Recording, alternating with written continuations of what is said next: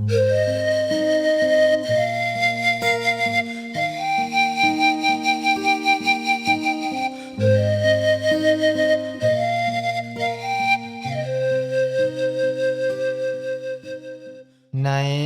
ตอนนี้อย่าทานเว้าลูกเต้าคอยจดจำทำจิตใจให้เป็นกลางของสติลำลงไว้ให้มีใจเหนียวแน่นอย่าคนแค้นในคนหุ่มผักเกี้ยวหุ่มเหลือแต่ตนคนเห็นแล้วก็ยังกายเกิดเป็นคนแม่นสิดีหรือขี้หายมีแน่สินธรรมแนวสินำพาตนพ้นทุกทนหนให้เห็นบ่แน่นอนพอดีทุกคนอยู่ในโลกมีเกิดแก่เจ็บตายเป็นบ่อนยังบ่มีไผเสียเรียกพ้นทุกคนได้พบเจอเตือนสติอย่าได้คิดเพ้อเจอคำอยากบอกศรัทธาโยมไม่พากันทำบุญสร้างคุณความดีไว้แห่งจังสิไปหนีพ้นวัฏฏะวนบ่ยุ่งเกี่ยวไปคนเดียวมาคนเดียวมีความหวังให้สร้างความดีนั้นให้มันเพียรเด้อศรัทธา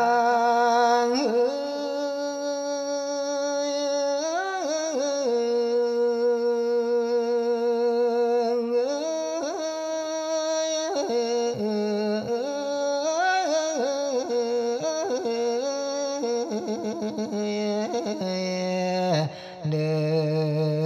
มพระอาจารย์นั้นธนกรสู่ธรรมโกษารเทศจนเพียรทำตามเจตจำนุ่งหมายอยากให้ความสบายใจได้ขี้คายลงบางใครอยากฟังคำอ้างการสร้างสาของญาทานได้เหตุการณ์ได้ผ่านพ้นจากเด็กน้อยในหมู่บ้านทะยันเต้นขึ้นสู่ดาวความเจ็บปวดดวดลาวเขาพอจากไกลนี้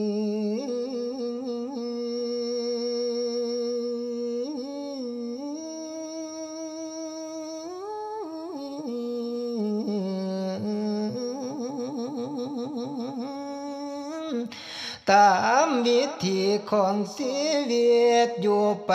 ตามบ้านมีมารดาคอยปกป้องประคองใจให้อบอุ่นเดิมจากสวนที่ยากแค้นความหนักแน่นแกนกว่าหินถึงข้าวดินจะต้องดินบนมีนั่งนอนเสยบ่หวังโลบุญวาสนามาสู่หวยความอำนวยมาสู่คำวาสนาสักนั้นพระสร้างให้เป็นบอนพระอาจารย์นั้นธนกรเล่าประวัติที่เกิดขึ้นขยายขอต่อความสั่งร่วมดูข้างแนวแน่บ่ผิดหวังอดสาฟังน้ำกันสิเอ่ยคันไขสิเห็นบ่เดียงอภัยรวยบทสำนวนบทสอดคล้องหายกะยาเฝ้าเตียดีกะยาเฝ้าย่องจุดบกพร่องจงอภัยทางพ่อใส่ได้ยุมทานคอยติดตามฝากความดีความงามเมื่อทำถึงดูหวย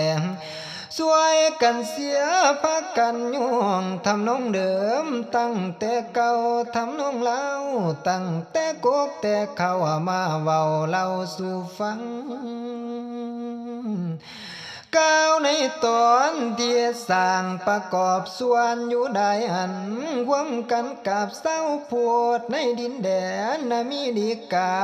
พร้อมทั้งสามาชิกผู้ที่อุปถัมภ์ข้า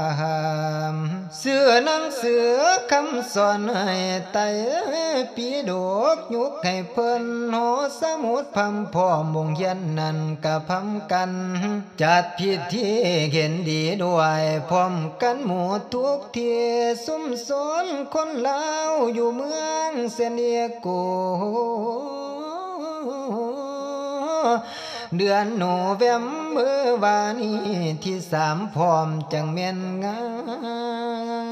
มปี2002ในมื้อนั้น42เหลี่ยมพอดีรวมปัจจัยทั้งหมด 8,200 นำใจใส่คือหน้าหมู่ทุกคนได้มาหัวให้หมู่สาวพี่น้องได้เรียนหูศาสนาดังจากนั้นมีการเปิดโอกาสให้น้อยหนุ่มสาวอเมริกันพากันมาศึกษาพุทธศาสนาได้แบ่งปันความรู้ปฏิบัติกรรมฐานพร้อมฝึกจิตใจให้ตั้งเที่ยงกำหนดลมหายใจออกเข้าให้เข้านั้นลึกซึ่งคำสอนข้อที่9สอนปฏิบัติดีแล้วนำความสุขมาให้สังคมเฮาบ่เกิดเดือดร้อนครอบครัวนั้นก็อยู่ดีนอกจากนี้ยังได้พากันสร้างความดีไว้ทุกแกงทั้งแบ่งใจไว้อยู่พูนอย่าดื่มกรรมบ่อนเกิดเฮาเมาแต่เฮ็ดแต่สร้างให้ทางอื่นสิวิไลทำหัวใจเฮาเครียดเอากะสั่นลำพันโอ้โหโสสิมีคนคำหัวปะทำกะตามยาแนวไก่ป้ามาเลี้ยงไว้อยู่บ้านคันแนวบ่มวนหูจึงได้เคียดทวงหัวนำขานิ่งหาพวกพ่อลุงตายายกกเข้าเฮาอยู่เล่าพูนเคียดขะเนียงนำทางบ้านพี่น้องเฮาสายเลือดเก่า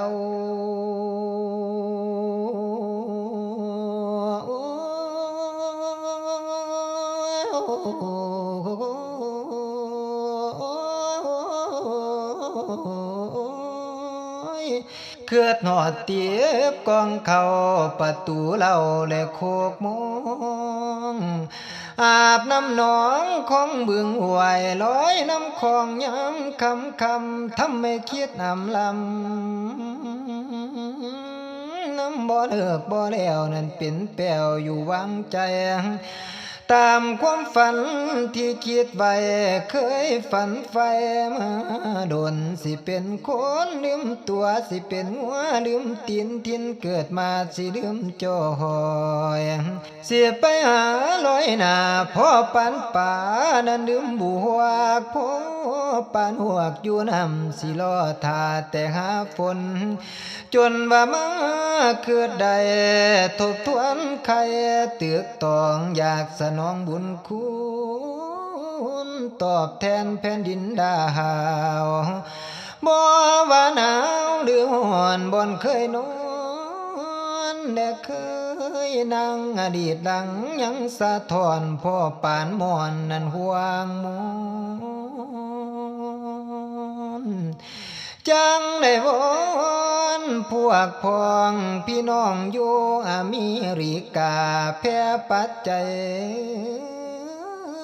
ทำบุญรวมกันในข้าวกีผู้ที่มีหัวใจมันกุศลทานได้วนทานแพ่น้ำลูกน้ำหลานเพื่อทำการก็สร้างไปหาผู้ให้ซอยเหลือขอนำผู้ที่มีใจเฟื่อเพื่อแผ่ทางกุศลบัดนี้บุญมาฝากพลามาเอาไว้ นำปัจจัยเมื่อสร้างที่เนาเดิมบ้านขนาดความขาดเดือยังบ่พร้อมดอมใจส่วนนั้นสวยกันผลงานที่สร้างบ่แม่นน้อยมีมูลค่ามหาศาลยังบ่ปานจิตใจความสามัคคีไว้แห่งอยู่ทั้งไกลหรือทั้งไกลหน่อยหรือหลายบ่ได้ว่า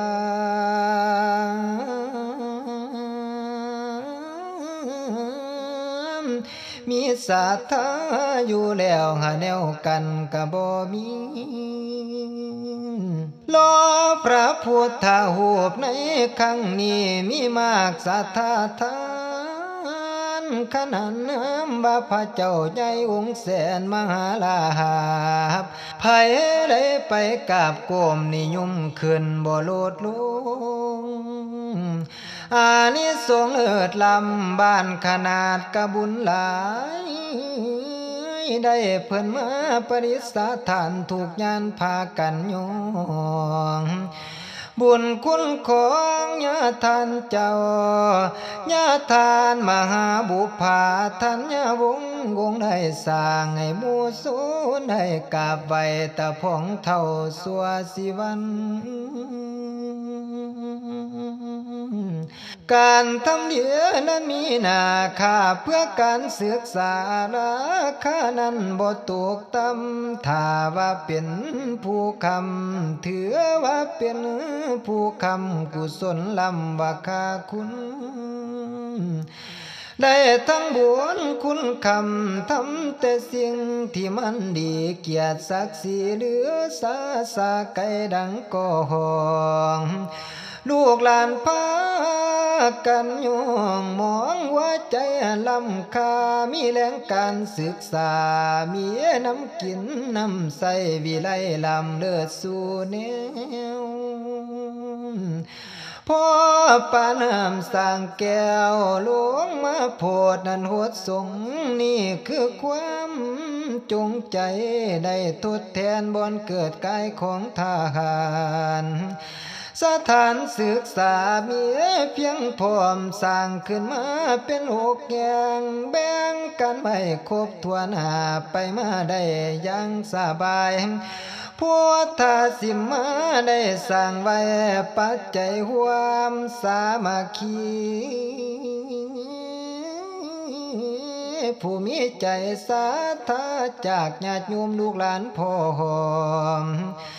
ทุกคนย่อมือน้อมสาธุการบ้านขนาดมีนักปราชญ์ผู้คู่ทานกันสมองแถวบ้านสมันสากเมืองจนให้ย่องพ้นท่องทั่วจำปาสากเป็นนารามที่งามคักหนึ่งในจำนวนอาหารแล้วก็หันมาสร้างประตูคงทรง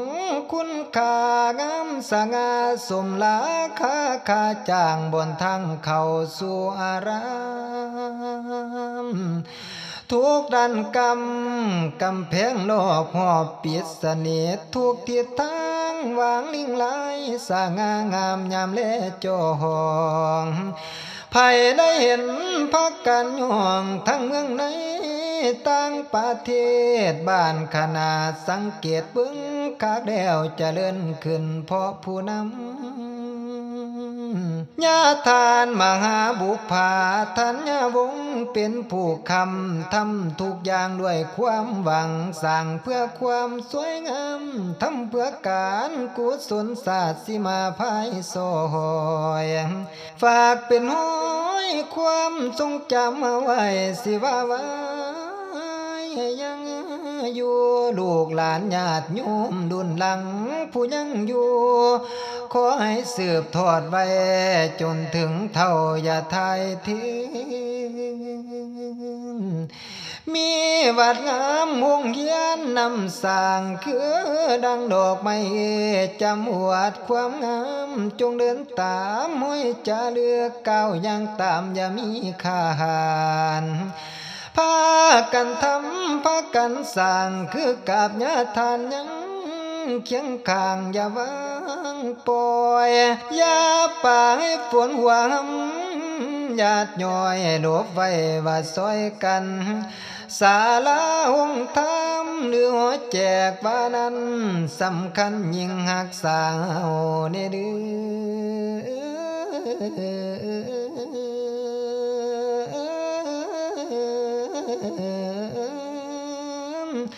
ถือเป็นเงาความสำเร็จเทียดให้คืออยู่ในบ้านมีเวียกงานเวลาทำบุญสร้างเป็นสาธารณสงเกียรติแขกต่างไก่ไทยต่างบ้านมาเห็นแล้วใครสะอ่อนมาอ่อนซ้อนนำผู้สร้างกับผู้อยู่พ่อกันนั่นน่ะคือผลงานญาทานทำเอาไว้แม่นอยู่ไกลบ่ไหลสิ้นยินดีทำคู่สุยางเด้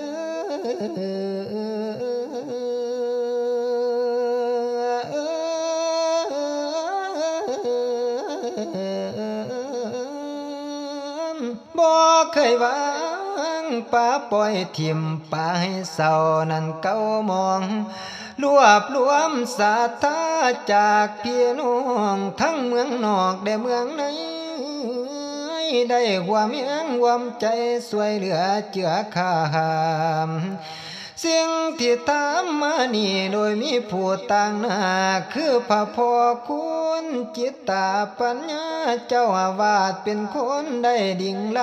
ำภายนอกได้มีผู้หาผิดสอบสวยแนะนำทานมหาวิเศษแด่ยานังจารุวันสาตระกูลบุญทั้งหลายได้สวยเกลือสวยเหลือคำบ่ปล่อยวางอายุไขญาทานนี่80 ปี7 เดือนผ่านสร้างกุฏิวิหารวัดบุพารามแห่งนี้นั่นหรือสร้างให้คืดเอา25 ปีไปที่ได้เต่าตอนโหมญาติทั้งหลายที่อาศัยในอเมริกาเป็นเวลายาวนานคืดอ่านเอาเด้อซุมเจ้าโห39 ปีญาทานนี่แผ่ศรัทธามาสร้างผู้ใจบุญทุกทาน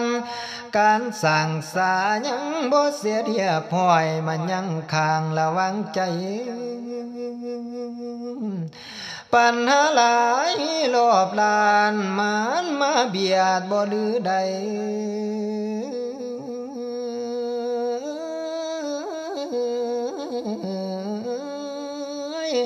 จึงมากมายมหาการปั่นก่อฟ้าผนังกาหารบ่อาจบันได้ใหญ่เลยถึงจิตใจทุกทานญาทานมหาบุพาทัญญวงศ์เพิ่นเป็นเจ้าอาธิการวัดแห่งนั้นพบปัญหารอบล้านการก่อสร้างบ่สมดามว่าลังไม้จึงอยากขอมอบให้ไว้กับท่านผู้ใจบุญสอกหาถึงศรัทธามาต่อเติมให้มันแล้วมีแนวใดค่าขังไว้สิวังใจมอบให้ทานทั้งพระสงฆ์องค์ข้าเจ้าขยุมนั้นในซอยกันยามเมื่ออาตมาบ่ได้อยู่กับพวกทานขอให้มันดูแลแน่เนื้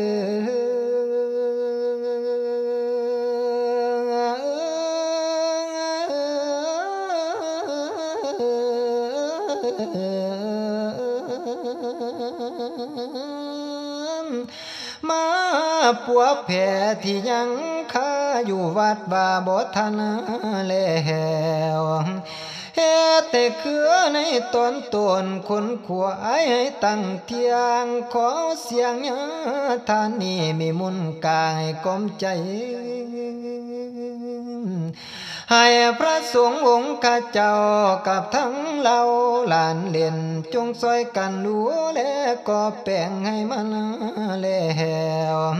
แนวว่าลงมือสร้างแล้วไรวางป่าปล่อยคันมีก้อยแล้วบ่มีเข้าขวาคนแถวนั้นทะเลยเขาการแม่นพวกหมู่เจ้านั้นป่าปล่อยบ่คอยดิ่งฝันที่เคยเป็นจริงถูกสิ่งพังทลายมาห่างวัดป่าบุพารามดอนเทวดาไปเป็นดอนห่างสิเสียหวังบ้านคณาเทศมาแล้วแต่ต้นสังสีสวยระวังไปขันยาทานจากไป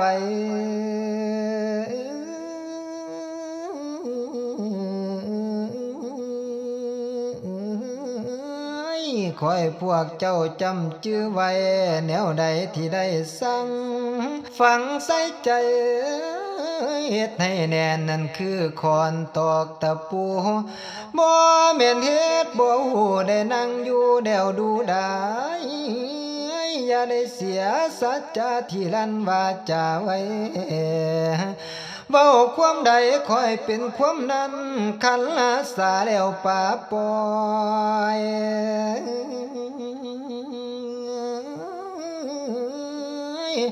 ก้อยบ่ได้แส่น้ำต้องคันลีนอยู่บ่เศร้าแม่นบัญญาทานนี้ได้จากพวกหมู่เจ้าเหลือแต่ห่างให้วิญญาณ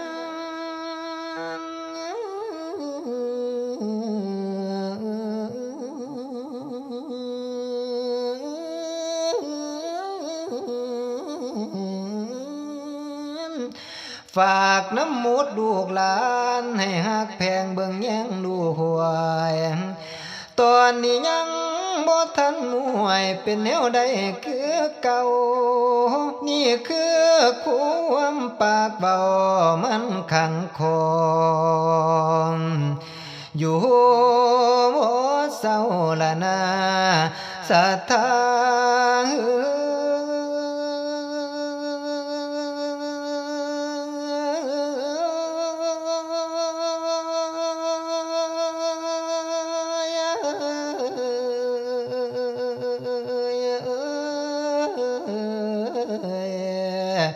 เดิมให้ลูกสาวทั้งหาตามกำลังศรัทธาที่มีไว้ดิ่งลำพากันโจดพากันจำคำที่พ่อเอ่ยห่างพากันสร้างบัดต่อไปญาทานมหาบุพาธัญญวงศ์ปรารถนาอยากสร้างวัดป่าบุพาราม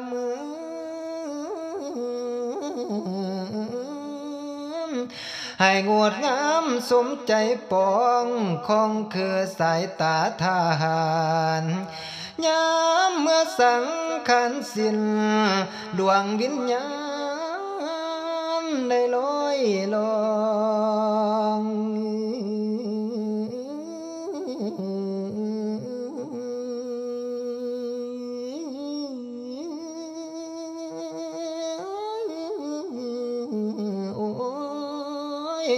จงนำสาริดาสังขารนางกายทานีขึ้นเมื่อทองทินสาทานเอาเมื่อเผาอยู่บ้านบอนที่เกิดทินอาศัยบ้านขนาดไกลปานใดอย่าวันไหวเด้อซุ่มเจ้าโหมเผาแล้วเอาอัฐิไว้ใส่เจดีย์บนสร้างก่อบอนที่พอได้สร้างไว้